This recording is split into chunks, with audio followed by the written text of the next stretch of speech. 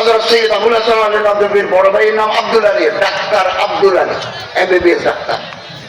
ওনার কাছে এসে বললো, ভাই ছোট ভাই যে আমার বড় ভাই অসুস্থ, আপনি একটু আসেন, কিছু ওষুধ দেন। গেছেন আবুল হাসান নদী, আমিও গেলাম।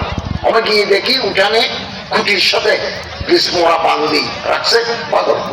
এই দৃশ্য দেখে আবুল হাসান নদী বলল, আমার চোখে পানি আসলো, আল্লাহ, এগুলো তো বেয়াদবির কারণ। সুলাইমান নবীর সাথে বেয়াদবির কারণ, খলিফা তানবীর সাথে বেয়াদবির কারণ।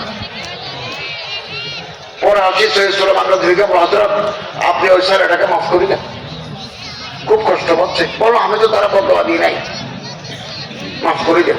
7 দিন পরে হযরত সৈয়দ সুলাইমান নবী আবুল হাসান নদীটাকে বলেন, ভাই আসো, তোমার কথা মতো আমি তার জন্য আল্লাহর দরবারে দোয়া করছি। 7 দিন পরে ওই লোকটা ভালো হয়ে গেল। 29 বছর বয়সে মারা গেছেন। আমি নিজে সারা জীবন শিক্ষকতা করছি, আমি উস্তাদ। কলেজে 26 বছর, বিশ্ববিদ্যালয়ে 2 বছর, আল জামিয়াতুল ইসলামিয়া আল মারুফ বিহি জিরি মাদ্রাসায় আমি উপদেষ্টা হওয়ার একদিন পর্যন্ত জিরি মাদ্রাসা আমি তিরমিজি শরীফ পড়েছি, তিরমিজি আব্দুল উস্তাদ। আমি দেখেছি আমার দীর্ঘ জীবনে বেয়াদবি করলে শেষ, লিখে রাখেন।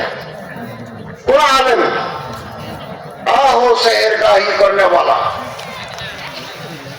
দাড়ি মোছ এলোমেলো, কাপড় পুরানা, দেখলে মানুষ ইজ্জত করে না, কিন্তু হাত তোলে আল্লাহ দরবারে কবুল করে নেন।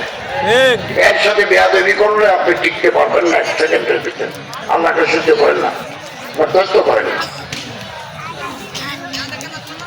অতএব আমরা ভালো হয়ে যাবো।